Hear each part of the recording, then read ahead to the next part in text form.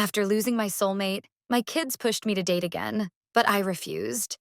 Now they're resenting me for clinging to my grief while they struggle to heal. Shortly after my late husband celebrated his 50th birthday, he succumbed to his heart defect and passed away. He was born with a missing valve, and we always knew there was a risk of an early death. But it hit me like a train regardless.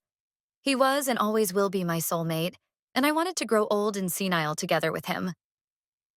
We have two wonderful children together, 20F and 18M. The kids were hit especially hard by my husband's passing, especially our son who was very close with him. I have been there for them to the best of my ability, but it has been difficult when I spend each moment feeling like I have a hole in my being, as if I am missing the biggest and brightest part of me. Our kids are my world. They have been my beacon of hope throughout this ordeal, and I don't know where I would be without them. They have noticed how utterly lost I have been since my husband's passing, and have started to encourage me to rejoin the dating process. I understand this comes from a place of care and worry, but they continue pushing even when I say I am not interested. My husband was truly my other half. I simply can't imagine moving on and replacing him. He will live forever in my heart, and I sincerely hope to see him again when I pass on. It is one of the only dreams I have left for the future. When our children tell me it's okay to move on, I can't help but feel I would be disrespecting his memory, and the thought of being with anyone else fills me with disgust. I truly have no desire to move on. I think I'll spend the remainder of my life waiting to be reunited with my love. How do I convince our children I have no wishes to move on without being disrespectful to their concerns? Update 1. It's been a while since my first post, and I can't begin to express how grateful I am for the support and thoughtful comments I received from all of you. Opening up about something as personal as losing my husband was difficult, but in doing so, I realized I wasn't alone in this journey. Your stories and kind words reminded me that grief is a shared experience, even if it feels incredibly isolating. I've spent many sleepless nights going back and forth, reading your responses, and while I'm still struggling with the hole his passing left in me, it's comforting to know that so many others have walked similar paths. I wanted to provide an update because a lot has happened since I wrote that post. As you may remember, I was struggling with the idea of dating again after my husband passed away. My kids, 20F and 18M, have been encouraging me to get back into the dating scene, which is something I had absolutely no interest in. To me, it felt like moving on would somehow diminish the love I had for my husband, like it would erase the years we spent together or disrespect his memory. I couldn't stomach the thought of being with someone else, and every time they brought it up, I felt a wave of guilt wash over me. How could I even consider finding happiness again when my heart still belongs to him? But after sharing my story with all of you and hearing your perspectives, I realized that I might not have been entirely fair to my kids. They weren't trying to push me into something I wasn't ready for, but rather they were worried about me. I could see it in their eyes, in the way they talked to me, always gently bringing up the idea of moving forward, always telling me I deserved happiness. At first, I couldn't hear them, because I was so consumed by my grief. But now, I'm starting to see things a little differently. A couple of weeks after my post, I sat down with both my kids to have a heart-to-heart. We hadn't really talked about my feelings in depth since their father passed away, and it was long overdue. My daughter, who's always been more outspoken, was the first to bring it up. She said, "Mom, we don't want you to be alone forever. We're not asking you to forget Dad. We just don't want you to feel like your life is over because he's gone." Her words hit me hard. I hadn't even considered that my grief might be affecting them more deeply than I realized. My son, who had been quieter about the whole thing, chimed in. He's always been closer to his father, so I was surprised when he agreed with my daughter. He told me that losing Dad had changed his perspective on life in a lot of ways, and he didn't want to see me close myself off to the possibility of living again. I could see the pain in his eyes, and for the first time, I realized that my kids had been grieving too, not just for their father, but for the version of me they lost in the process. It was a painful realization. I thought I had been there for them, supporting them through their grief, but in reality, I had been so wrapped up in my own sorrow that I hadn't noticed how much of me had disappeared. I wasn't the same mother I used to be. I had been going through the motions, but I wasn't truly living anymore. And that, I think, was what my kids were trying to get at all along. It wasn't about dating or moving on. It was about not letting my grief swallow me whole. That conversation with my kids was a turning point for me. I realized that while I might not be ready or even interested in dating again, I needed to find a way to start living my life again. I owed it to myself, but more importantly, I owed it to my kids. They had lost their father, and in some ways, they had lost a part of me too. I couldn't keep doing that to them. So, I decided to take a small step forward. One of the things my husband and I always talked about was traveling more. We'd dreamed of visiting all these beautiful places, but life got in the way, as it often does, and we never got around to it. After he passed, I couldn't even bear the thought of going on a trip without him. But after talking to my kids, I realized that maybe I didn't have to go alone. My son suggested that the two of us take a trip together. Just a short getaway, nothing too extravagant, to one of the places his dad always wanted to see. At first, I was hesitant. The idea of traveling without my husband felt like I was betraying him, like I was erasing all the dreams we had shared. But the more I thought about it, the more I realized that I wasn't leaving him behind. In fact, taking that trip with my son would be a way to honor his memory, to carry on the dreams we had as a family. So we decided to go for it. We booked a trip to a quiet coastal town, one my husband had always talked about visiting but never got the chance to see. The trip itself was bittersweet. Walking on the beach, seeing the sunset over the ocean, it was everything my husband had imagined, and I could almost feel him there with us. There were moments when the sadness was overwhelming, and I would catch myself thinking about how much he would have loved to be there, how much I wished he were holding my hand as we walked along the shore. But there were also moments of peace, moments where I felt like I was finally starting to let go of the heavy weight of grief, if only for a little while.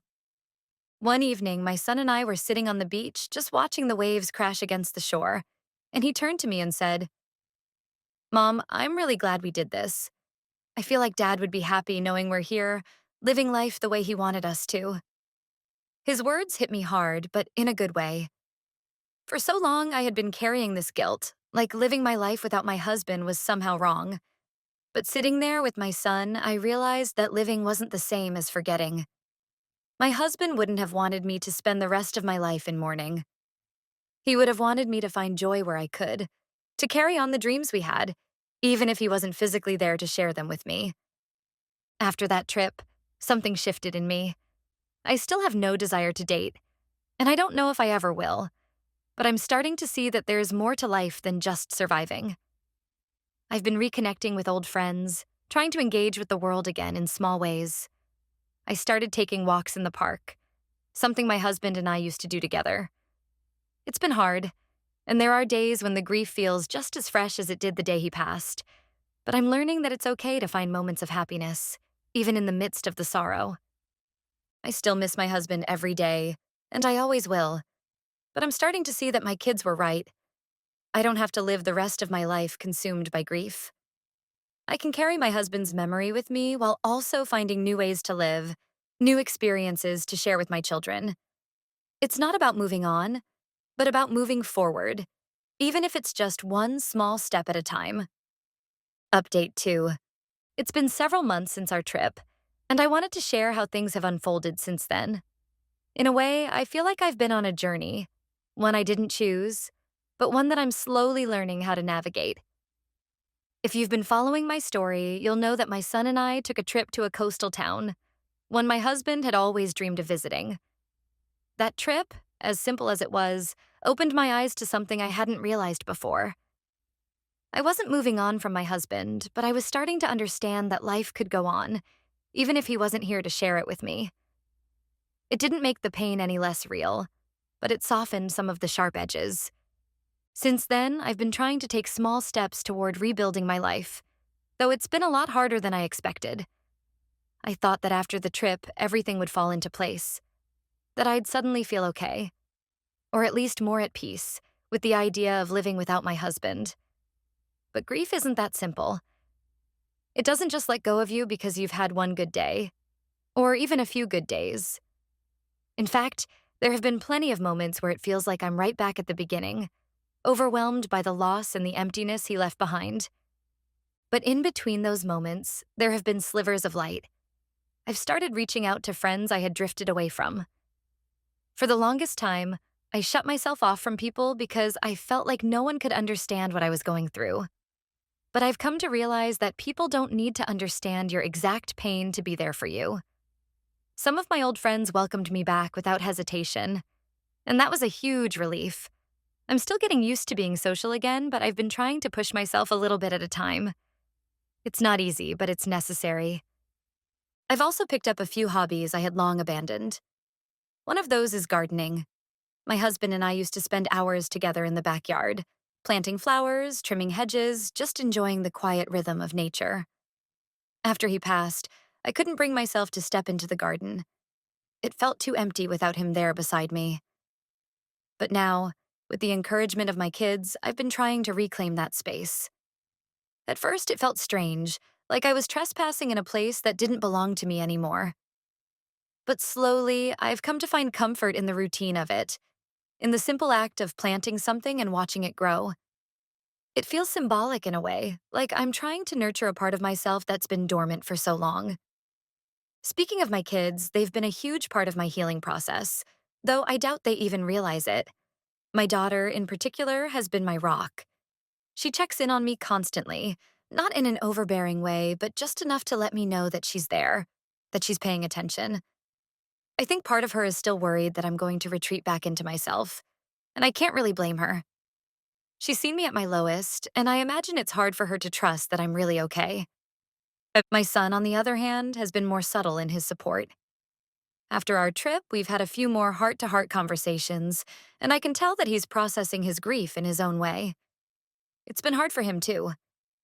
He's admitted that sometimes he feels guilty for encouraging me to live again, like maybe he's asking too much of me. But I've tried to reassure him that he's done nothing wrong. In fact, he's helped me in ways I didn't expect. One thing that really caught me off guard recently was how deeply my children are still connected to their father's memory, in ways I hadn't fully realized. My son, for example, has started taking up some of my husband's old hobbies: woodworking, fixing things around the house, even collecting random bits and pieces from thrift stores to work on, just like his dad used to do. I think it's his way of keeping that connection alive, of honoring the bond they shared. It's been heartwarming to watch, though sometimes it also brings a fresh wave of sadness. But I remind myself that it's his way of healing, and that's okay. We all heal differently. Recently, my daughter asked me if I had given any more thought to dating, and I could see the hesitation in her eyes, like she wasn't sure if she should bring it up again. I was honest with her. I told her that I'm still not ready, and I don't know if I ever will be. And that's okay. I've come to realize that the idea of finding someone new isn't something I need to force. My life doesn't have to follow a script where I eventually move on and find love again. For now, I'm focusing on learning how to love the life I have, even if it looks different than what I imagined. And that's enough for me. That being said, I've also come to understand that moving forward doesn't have to mean leaving my husband's memory behind. I think for a long time I saw it as a binary choice. Either I stayed stuck in my grief, holding on to the past, or I had to let go of him entirely in order to live again. But now, I'm starting to see that I can do both. I can carry his memory with me while still finding new ways to experience joy, new ways to connect with the people who are still here. One of the biggest changes in my mindset has been accepting that my grief is not something to be fixed. It's not a problem to be solved or a hurdle to overcome. It's part of who I am now, and it will always be with me. But that doesn't mean I can't also find moments of happiness, of laughter, of peace. Those moments don't erase the pain, but they make it a little more bearable. I've also started volunteering at a local animal shelter. It's something I've always wanted to do, but never made the time for when my husband was alive. Now it feels like a way to give back, to do something positive in the midst of all the sadness. Working with the animals has been incredibly therapeutic. There's something about their unconditional love, their simple needs, that has helped me reconnect with parts of myself that I thought were lost. Plus, it gets me out of the house. which is something I've been needing more than I realized. Looking back, I can see that I've made progress, even if it doesn't always feel like it. There are still hard days, days when the grief feels just as raw as it did in the beginning, days when I miss my husband so much it feels like I can't breathe. But there are also days when I can smile, when I can laugh with my kids, when I can find joy in the small things. And for now, that's enough. I know I'm not fully healed, whatever that means. I'm not sure anyone ever fully heals from a loss like this, but I'm learning to live with it, to carry it with me in a way that doesn't weigh me down so much. And for the first time in a long time, I feel like that might actually be possible. Thank you all again for your support and for sharing your own stories. Knowing that I'm not alone in this has made all the difference. I'll continue taking things day by day, and maybe one day I'll wake up and realize that the pain isn't as sharp as it once was. Until then, I'm going to keep moving forward, step by step.